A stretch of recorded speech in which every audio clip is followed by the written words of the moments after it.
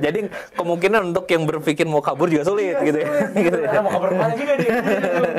Jadi benar-benar ngerasain yang diceritain ayah dulu. Alhamdulillah kan ayah juga hidup di desa banget lah. Dan dimana katanya pulang sekolah tuh, untuk menuju sekolah aja berjam-jam jalannya. Dan ternyata benar gitu kan. Nyampe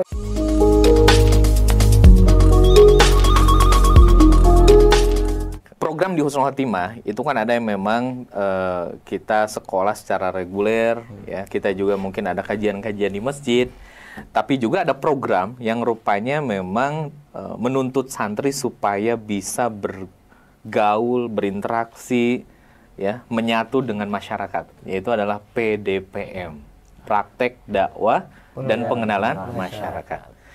Nah, rupanya antum ya berdua ini sudah merasakan PDPM kemarin di bulan September akhir dengan Oktober ya. Itu adalah di Kecamatan Karangkancana dan Ciwaru. Betul. Kalau Jundi di desa apa? Di desa Margacina. Margacina. Desa Margacina ini Kecamatan Karangkancana. Karangkancana. Kalau Amir? saya Jabranti. Ini desa di kecamatan mana nih? Karangkancana juga. Oke. Nah, apa pengalaman yang paling menarik dari PDPM? Paling menarik semua kayaknya. Menarik semua ya.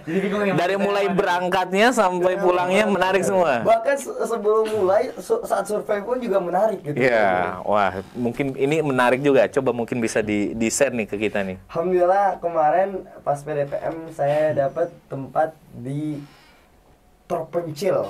Saya bahasa Terpencil ya? Terpencil. Namanya Desa Jabranti. Desa Jabranti itu dekat dengan Gunung Tilu. Udah mau sekitar 2 jaman jalan kaki. Itu udah mau ke berarti Ciamis bukan apa ya? Daerah Jawa Tengah. Ya, Brebes apa? Iya, Brebes. Brebes dan apa ya? Cilacap. Brebes dan Cilacap. Jadi udah mau Kuningan ketimuran gitu. Timur banget over timur gitu. Jadi saya yang dimana saya lahir di dunia kota gitu. Iya, di dunia metropolis ya. Metropolis gitu kan, di Cikarang. Jalan-jalan udah enak gitu kan. Yeah. Struktur udah nyaman, infrastruktur udah bagus semuanya. Lingkungan juga udah enak. Betul. Gitu kan. Ketika ditugaskan di sana bersama teman-teman gitu ya, ber-17 orang untuk mencari ilmu dan memberikan ilmu gitu. Itu benar-benar pengalaman yang sangat berbeda dan luar biasa gitu. Bahkan seperti yang saya bilang, seperti sebelum PDPM-nya sendiri juga udah menakjubkan gitu kan. Lewat survei kan pasti. Yeah. Di survei itu pikir saya desa saya di mana gitu kan. Tapi sebelum itu ustadz-ustadz udah ada yang wanti-wanti ke saya gitu. Amirul, antum tuh dapet di mana desanya gitu kan? Oh, alhamdulillah Dad, saya di desa, saya bangga menyebutkan, wah keren nih namanya Jabranti gitu. Masya Allah Amirul, langsung saya, kenapa Ustaz? Itu desa terjauh, Amirul. Itu desa terjauh, desa terujung, paling timurnya di desa Kuningan tuh itu desa desa Jabranti gitu. Jabranti kan. Ya. Wah mantap nih pengalaman nih mungkin ya Dad ya. Terus ada yang datang lagi, salah satu lagi. Antum di mana Amirul? Saya di desa Jabranti. Masya Allah, saya aja asli Kuningan, nggak pernah ke desa Jabranti Amirul. Antum jangan bilang gitu ya, Ustadz yang dari Luragung belum pernah ke sana juga. Makanya, jadi kayak Ustadz ada yang bilang kayak gitu. Tapi Ustadz dengar nih ya, katanya Jabranti itu jalannya bener-bener wah kacau katanya gitu kan, bekas longsor juga, jalan-jalannya bener-bener hancur gitu kan. Wah antum semangat lah, Insya Allah perjuangannya akan mantap, luar biasa gitu kan. Katanya, wah pas disurvei ternyata bener lah gitu kan. Itu mobil tidak ada yang namanya jalan stabil gitu. Duk harus gitu semua tuh gitu kan. Bahkan wah kelok berubuk gitu. Biasanya tribulasi itu adanya di apa namanya? Di pesawat ya. Turbulensi di mobil nih. Turbulensi di mobil gitu kan. Mana mual. Turbulensi ya. Wah itu benar-benar pengalaman banget gitu kan, ada datang ke sana dan pas di sana juga waduh belum benar-benar seperti Tapi itu desa bisa lain. diakses oleh mobil ya? Bisa diakses. Alhamdulillah bisa, kan banyak mobil-mobil yang Berarti ke sana itu melalui jalur Ciwaru atau melalui jalur Luragung? saya pas itu pertama kali lewat jalur Luragung. Oke. Lewat jalur Luragung, abis itu baru pas keberangkatan lewat jalur Ciwaru kalau nggak salah. Ciwaru ya. Jadi ya yang saya bilang kan infrastrukturnya di sana belum benar-benar belum memadai gitu kan.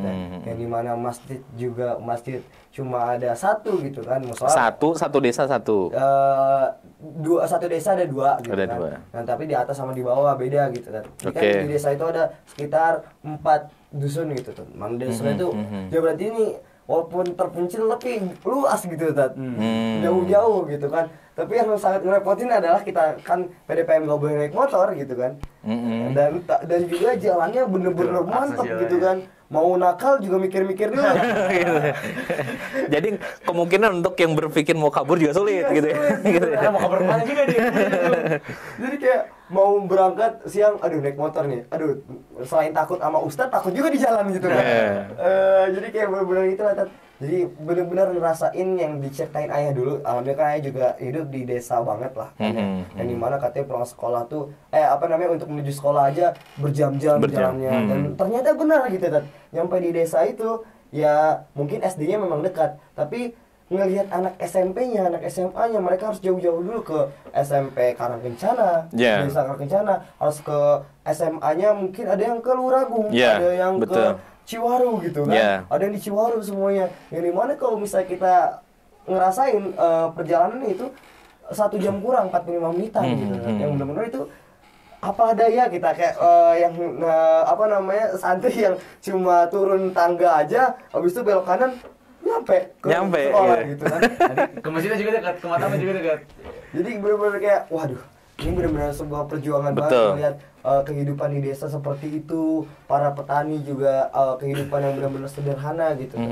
Jadi benar-benar membuktikan bahwasanya bahagia tuh milik siapa saja, pada kebahagiaan itu sederhana, itu benar-benar terasa banget di desa itu Tat. Walaupun kita makannya apa, tapi bumbunya enak-enak banget, sambalnya enak-enak banget dan gitu kebersamaan saat makannya. Dan kebersamaan saat makannya juga nikmat ya. nikmat banget.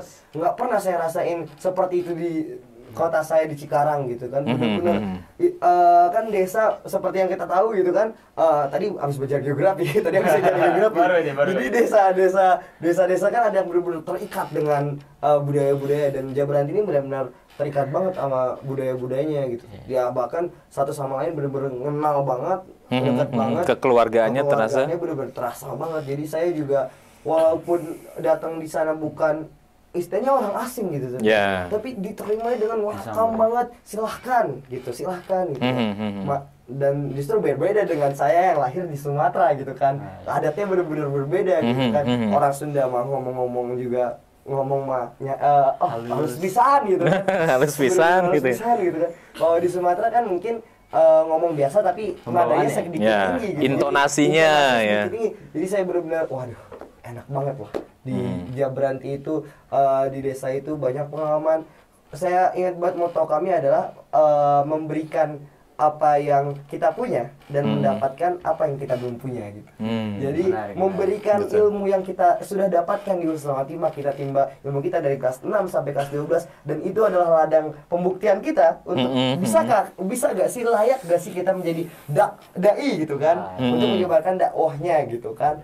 Dan kami juga dituntut untuk mengenal masyarakat, yang dimana kami seorang santri belum pernah istilahnya mengenal masyarakat sedalam itu dalam waktu yang efektif gitu kan. Yang mungkin bisa dibilang kami ketika kembali lagi ke kampung kami gitu kan, ke rumah kami gitu kan, ya itu kan cuma waktu dalam waktu sebulan dan 2 minggu, dan di situ kan lingkungannya jelas berbeda, masyarakatnya jelas berbeda gitu kan, yang dimana sudah individualis dan lain-lain gitu kan ya. Ketika di desa ini, wah benar-benar rasanya sebuah pengalaman yang baru banget. Dan tadi moto kami benar-benar kami rasakan, memberikan apa yang kami punya, ilmu-ilmu yang kami punya kami berikan, dan mendapatkan apa yang kita punya, lingkungan yang memberikan ilmu-ilmu itu kepada kami untuk bisa berdewasa selanjutnya dan bisa sesuai dan bisa berkembang di masyarakat kedepannya gitu. Oke, Jabranti ya, masalahnya udah berbatasan dekat ya dengan Cilacap, dengan Brebes. jujur Ustadz aja orang Luragung tapi belum sempat ke sana gitu. Nah kalau Jundi, Nah ini lagi-lagi menarik ya, Sat. Ternyata marga Cina ini, Sat, kan namanya unik ya, mungkin marga Cina. Marga Cina, Sat. Bukan hanya teman-teman HKTV aja nih yang bakal marga Cina, desa apa nih? Karena kami juga awal begitu, Sat. Iya, iya. Dan marga Cina ini masih di Kuningan, teman-teman, bukan di Natuna Utara atau di sebelah Taiwan, bukan. Masih di Kuningan Utara, masih di Kuningan Timur. Dan yang menarik lagi-lagi, Sat, sebenarnya Jabranti dan marga Cina itu sebenarnya bersebelahan. Bersebelahan. Jadi kalau misalnya Jabranti itu desanya Amirul di Karangkancana paling ujung, Sat. Nah, desa marga Cina ini perbatasan Karangkancana dan Ciwaru, Sat. Tapi dia naik, Sat. Jadi saya dan kalau saya lihat di kantor desa ini perbatasan wilayah timur ya itu desa Jabranti. Nah, Amirul juga perbatasan barat ya desa marga Cina. Sebenarnya gitu, Sat. Cuman memang kalau Amirul mungkin pakai akses jalan, Sat, ke Cilacapnya. Kalau misalnya dari desa kami, dia berbatasannya pakai hutan gunung. Enggak, kita nggak pakai akses jalan. Nggak pakai jalan juga. Hutan gunung juga sama, Sat. Jadi itu, cenderung sama, Sat. Itu harus naik gunung dulu. Naik gunung, terus pas turunnya di Cilacap gitu. Iya, Nah, iya. Jadi memang benar-benar di posisi yang perbatasan sama Jawa Tengah gitu, Sat. Nah, yang menarik lagi, Sat, waktu survei ini, Sat. Jadi waktu survei ini kan kami pakai mobil ya, Sat. Pakai Elf gitu, Sat. Yang lain itu langsung dianterin langsung sampai ke depan balai desanya, Sat. Karena desa-desa yang masih di bawah lah kan posisinya. Kan marga Cina ini agak naik ke bukit gitu, Sat. Nah, pas saya dan waktu itu survei berdua, Sat. Saya dengan teman saya Alif. Kita di mana nih, Liv, gitu. Dan ternyata diarahkan sama Ustadznya, oh iya antum mesti pakai motor. Pas kami diturunin, ternyata kami di sebuah persimpangan jalan. Jadi yang kesannya Ciwaru, kesannya Karangkancana ada jalan naik ke atas, Sat. Dan ke atas itu nggak kelihatan ujungnya, Sat. Jadi benar-benar ketutupan pohon-pohon atau rindang gitu, Sat. Waduh, ini marga Cina ke atas nih ternyata nih. Jadi kalau misalnya Amirul mungkin desa Jabranti akses jalan ya ke bawah dan akses jalan yang juk gitu, Sat. Kalau kami, Tat, itu jalannya sempit dan kalau kirinya lereng dan kanannya tuh jurang langsung, Sat. Tapi bagus jalannya. Tapi jalannya kayak itu bagus, tapi dalam proses pembangunan juga, Sat. Karena masih proses juga sama, Tat, sebenarnya longsor. Jadi kemarin saya ngobrol-ngobrol juga sama yang bekerja di sana. Memang ada bantuan langsung dari PUPR pusat, Tat.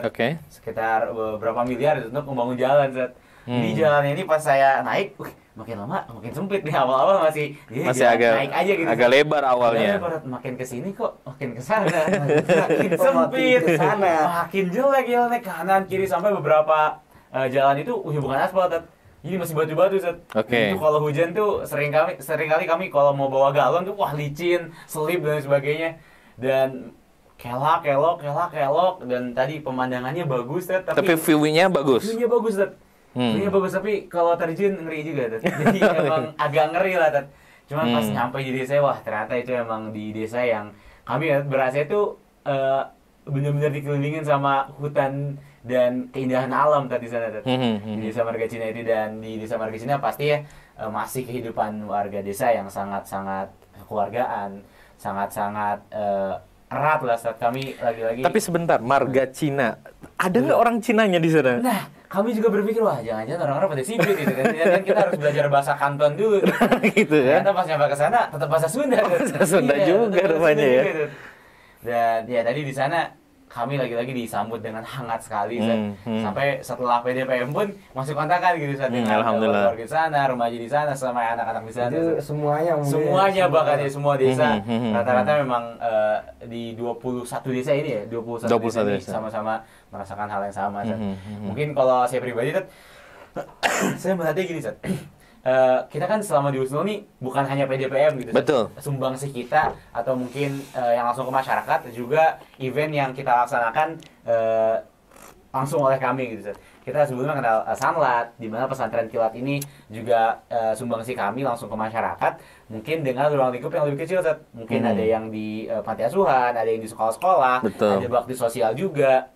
mungkin langsung jalan-jalan, dan di naik tingkat di kelas 11 ada Aresta gitu, dan semua organisasi di kelas 11 pasti punya eventnya masing-masing, dan Aresta adalah puncaknya gitu Seth. Nah, dan saya lihat PDPM ini adalah sebuah mungkin akumulasi atau manifestasi akhir dari gimana sih ilmu-ilmu yang kita buat bisa dekat ke anak-anak, tapi membuat acara juga untuk desa dan dituntut untuk berlebur bersama para Karang Taruna, para Ikatan Remaja Masjid, juga warga-warga di sana yang range usianya dari yang anak-anak yang kita ajar di SD, di TPA, sampai para lansia yang yang kita ajak ngobrol di sore hari juga harus kita benar-benar cakup gitu semuanya. Betul Zat. Jadi saya ngerasa mungkin yang paling menarik, pengalaman paling menarik itu bagaimana saya setiap sore Zat, itu menyempatkan diri untuk ngobrol sama para lansia Zat.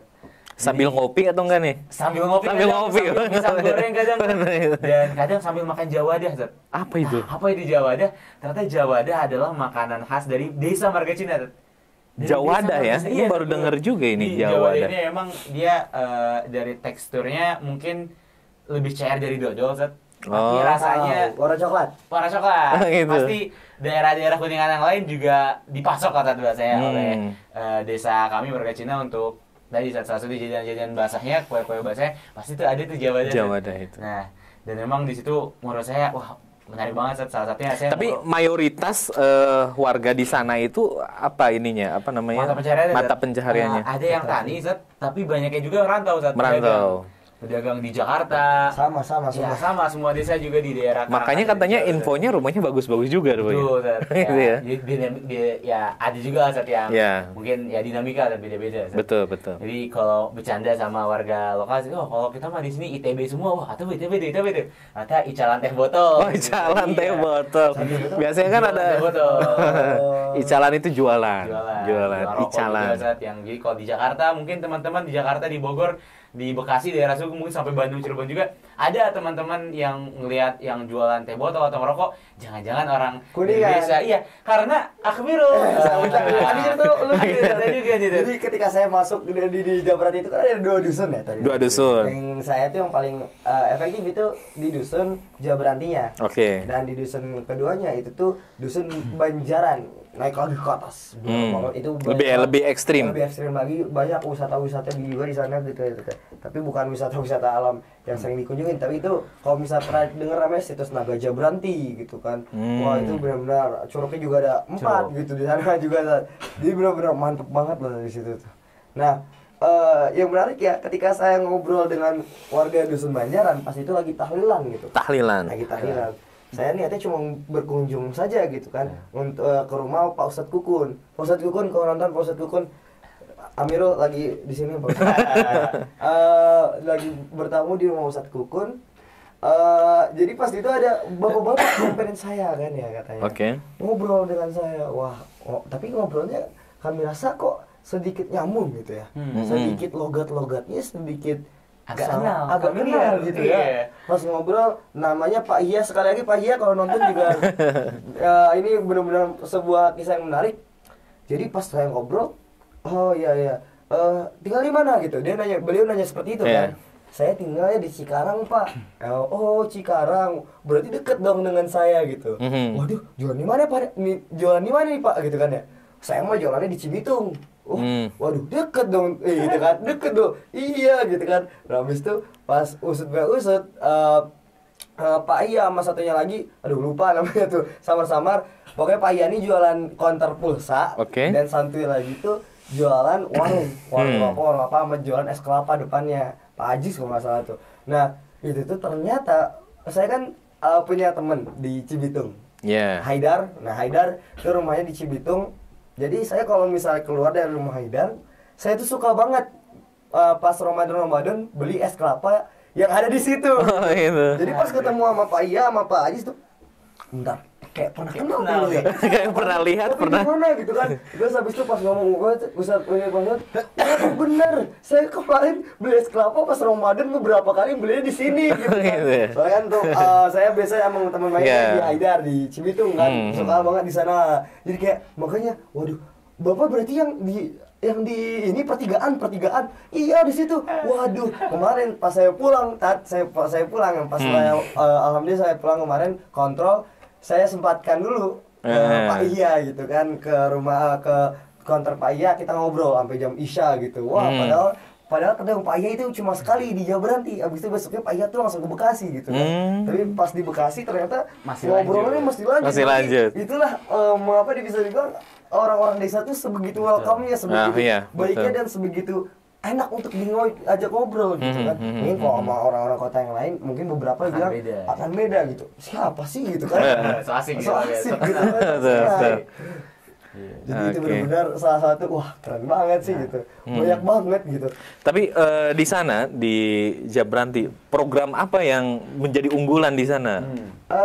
Saya tetap sih ngajar karena ada berapa SD, ada berapa MD? Ada 2 SD. Tapi yang sekali lagi saya bilang untuk ke Banjaran itu tuh butuh waktu 15 menit jauh. Jalan kaki. Naik motor 15 menit. Naik mobil 10 menit. Ya karena mungkin jalannya kayak gini kayak gini. Ekstrim. Jadi panjat tebing ya. Jadi kalau motor harus gigi satu dan tapi kalau orang sana kayaknya bawa metik biasa aja kayaknya. Makanya saya bilang gini, saya pertama kali di Jawa Barat itu bilang ke dusun sebelah berapa menit, 5 menit deh. Wow, dekat gitu kan. Saya bilang dekat gitu. Wow. Terus habis itu pas naik motor, oke, minjem dulu naik motor. Aduh, maaf, berarti nakal ini naik motor. Lupa. Terus habis itu naik saya, kok nggak nyampe ya. Terus habis itu jalannya juga, masya Allah, saya sampai gini dulu, diem dulu, dan jalannya kalau misal jalannya bagus, alhamdulillah. Ini nggak ada di aspal sama sekali gitu. Nggak di aspal. Jadi kalau hujan, saya nggak tahu, lumpur saya itu. Jadi naik ke atas. Dan kalau seandainya malam, pencahayaan nggak ada. Saya pas itu hari pertama langsung pulang malam, Allah. Allahu Akbar. Isya motor Revo kalau nggak salah tuh. Bener-bener kayak nggak ada penerangan, abis gerimis gitu kan. Sedikit ngeri takutnya longsor gitu kan tiba-tiba. Jadi bener besar banget gitu kan. Waduh, malamnya itu langsung saya sepanjang jalan takut hantu juga gitu ya. Lama takut jalan juga, ya udah Allahu la ilaha wal hayyul qayyum lah. Pokoknya ayat kursi, sepanjang jalan tuh benar-benar ayat kursi gitu kan.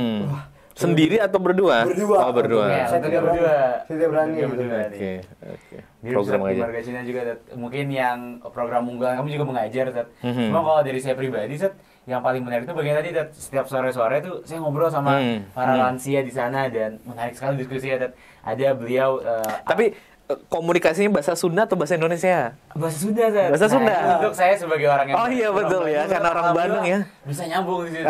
Betul. Meskipun akhirnya kalau ngobrol sama teman-teman yang lain, mungkin bercandaannya kami cuma hanya tahu muhun sama punten. Kadang Padang, Damang, muhun gitu. Saking nggak nyambungnya gitu. Cuma memang komunikasi rata-rata pakai bahasa Sunda sih. Jadi di situ saya bicara sama yang mengajar di MD, saya ngobrol bagaimana keresahan beliau terkait generasi sekarang yang mungkin kurang peduli untuk meneruskan madrasah diniyah, untuk kurang peduli untuk melaksanain ngaji-ngaji di musola, padahal kan di dunia yang kita kenal di luar yang sangat heterogen dan sebagainya, modal dari mengaji ini sangatlah satu hal yang krusial. Betul. Belum lagi saya ketemu juga dengan Pak Rohidin. Beliau adalah, siapa dulu dong Pak Rohidin? Assalamualaikum Pak Rohidin. Tadi juga Abah Uji dan Pak Nuryaman. Masya Allah ya. Akan selalu ingat dengan anda. Jadi Pak Rohidin ini, beliau ini sekarang berjual jawadah, bersama istri usaha jawadah. Tapi dulunya beliau ini seorang petani, petani. Beliau kelahiran, saya lupa. Berarti produksi jawadah itu UMKM ya? UMKM. Mikro kecil menengah. Dan beliau tuh dulu akhirnya bercerita juga tentang bagaimana keadaan pertanian kita sekarang, bagaimana urusan hama, lalu juga pupuk mungkin juga ya problem. Tapi di satu sisi gabah juga harganya turun. Jadi harga gabahnya murah, tapi modal untuk penyiapan lahannya mahal. Itu luar biasa mahal. Itu yang akhirnya kalau mungkin menelisik ke belakang kan ada mungkin pertanyaan, kenapa nih milenial nggak mau jadi petani gitu. Nah, ini saya juga terbuka di situ. Bagaimana realitas dari pertanian dunia kita, pertanian kita yang sempat menjadi swasembada ini ternyata juga dalam keadaan yang mungkin tidak baik-baik aja. Tidak baik-baik saja. Nah, lalu juga saya bertemu dengan mungkin yang tertua, ada Abah Slamet, Tat. Abah Slamet ini beliau mungkin umurnya sudah 86, Tat. 86. Tapi masih nyambung untuk ngobrol. Tat. Ini yang menarik, dan bahkan Tat, yang paling menarik adalah beliau itu dulu mungkin istilahnya ulis ya, Tat ya. Jadi sekretaris desa, dan ternyata setelah menelisik lagi cerita ke belakang, beliau itu ada di zaman Belanda. Jadi Belanda itu masuk ke marga Cina, lalu zaman Jepang, bagaimana beliau juga dulu ikut berjuang, dan saat saya ngobrol sama beliau tuh nyambung tentang bagaimana dulu megang Mauser, megang M1 Garand, megang Brand, megang SMLE, senjata-senjata Lee Enfield yang benar-benar cukup. Waduh, mungkin nonton juga nggak nyambung. Saya pun tidak tahu. Iya. Itu senjata-senjata yang mungkin memang adalah senjata pada zaman Perang Dunia Kedua, dan itu mungkin sering kita saksikan di film-film itu, beliau tuh nyambung gitu, Set. Bagaimana dulu berjuang, beliau kan dulu termasuk di antara yang dilatih oleh militer Jepang.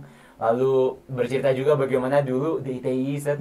Gerombolan biasanya. Gerombolan disebut DITI ini masuk ke marga Cina, Set. Dan marga Cina termasuk desa yang dibakar, Set. Sampai mengungsi katanya. Sampai mengungsi, turun ke Ciwaru. Jadi Pak Slamet, Assalamualaikum, Pak Slamet dan istrinya Bu Charlie. Nah, masih ada? Masih ada juga. Beliau juga menikahi di Ciwaru. Punya anak pertama juga di Ciwaru. Dalam 7 tahun masa mengungsi lah. Akhirnya naik lagi ke marga Cina. Dan di marga Cina bekerja sebagai sekretaris desa, karena pada saat itu kan belum semuanya bisa baca tulis. Dan Mbak Slamet ini membantu bagaimana administrasi dan memahamkan kepada warga saat mungkin administrasi dari pusat mulai menambah ke desa-desa gitu. Nah, jadi memang itu akan selalu menjadi satu hal yang menarik buat saya. Dan saya punya catatan sendiri bagaimana berbicara tentang ngobrolnya kami dengan beliau-beliau di sana, karena berasa dapat pelajaran dari jalur yang sangat tidak diduga gitu. Dari Abah Slamet saya wajib belajar sejarah gitu tuh, berasa biasanya baca buku ini saya menuturkan langsung bukan hanya dari saksi sejarah tapi pelaku sejarah. Sejarahnya. Pak Nur Yaman dan Pak Abah Uji juga membawa semangat kepada saya bagaimana emang mengaji dan bagaimana anak-anak ini untuk bisa belajar mengaji adalah satu hal yang juga krusial, dan kita sebagai santri punya peran aktif di situ. Betul. Sampai ke hal yang sangat luas dari ngobrol bersama Pak Rohidin tentang bagaimana kondisi pertanian kita sekarang gitu, Set. Dan pastinya di mengajar juga banyak sekali hal yang sangat menarik, Set. Mengajar di TPA, mengajar di SD, dan pada akhirnya keceriaan anak-anak di kelas, keceriaan anak-anak saat mengaji itu akan satu hal yang selalu indah menempel dalam hati dan jiwa kami lah, Set. Dan pada akhirnya sejatinya sebenarnya kami yang lebih banyak belajar dari mereka, Set. Meskipun konteksnya kami yang mengajari mereka berfijaiyah, kami yang mengajari mereka perhitungan dan sebagainya, tapi sejatinya, Set, yang lebih banyak belajar tuh kami daripada mereka, Set. Luar biasa ya. Enak, lalu apa nih mungkin catatan untuk PDPM selanjutnya? Ini harus bisa bahasa Sunda. Ini catatan. Kalau bisa berarti bahasa Sunda masukin ke kurikulum. Wah, gitu ya. Ustaz Kukun sekali lagi, Ustaz Kukun tuh datang ke saya, mantap bahasa Arab, bahasa Inggris katanya, kan ya bahasa Indonesia. Terus habis itu tapi satu kurangnya, Kang, gitu kan. Apa tuh? Bahasa Sunda. Lihat, antum di sini coba ngobrol sama bapak antum sendiri nih ya, yang bukan orang Sunda, kan kelihatan kan dia bilang gitu kan. Gitu ya. Paham nggak apa yang mereka bilangin gitu? Waduh, bener Tat, mungkin Juni ya seperti ini karena bisa bahasa Sunda gitu ya. Dan juga saya mencoba untuk dekat dengan beberapa buyut-buyut gitu, Tat. Mungkin karena nyambung masa pakai bahasa Sunda gitu kan. Iya, bingung ya. Berarti ini mungkin menjadi salah satu rekomendasi ke depan bahwa untuk kelas 11 atau 12 ya, di training dulu nih bahasa Sundanya gitu ya. Harus minimal nuhun gitu kan, mangga. Karena teman saya ada gitu, Tat, yang dukun kan ketemu ibu-ibu dengan PD-nya nggak tahu bahasa Sunda, nggak tahu apa gitu, Tat. Mangga Bu gitu. Jadi mau lewat kan harusnya punten. Mangga Bu. Saya mau disebutin apa nggak deh? Aduh, takutnya malu dimusuhin. Takutnya malu. Jadi bukannya punten tapi bilangnya mangga Bu gitu. Bu gitu kan. Iya. Ini berarti pengalaman luar biasa ya. Dan ini jadi mengajarkan bahwa kita ya mau nggak mau kita harus menjadi part of solution. Jangan menjadi part of problem ya.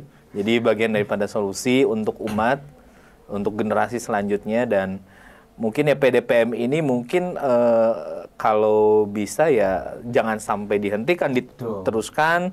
Dan juga memang PDPM ini juga Ya kalau bisa ditambah ya mungkin waktunya ya. Wah, karena 2 minggu itu kurang. Kayak 2 minggu kayak kurang ya. Minimal 3 minggu ya. Siap, karena perlu ada adaptasi ya kan. Belum juga perencanaan sebelumnya. Sebulan untuk anak SMA kelamaan.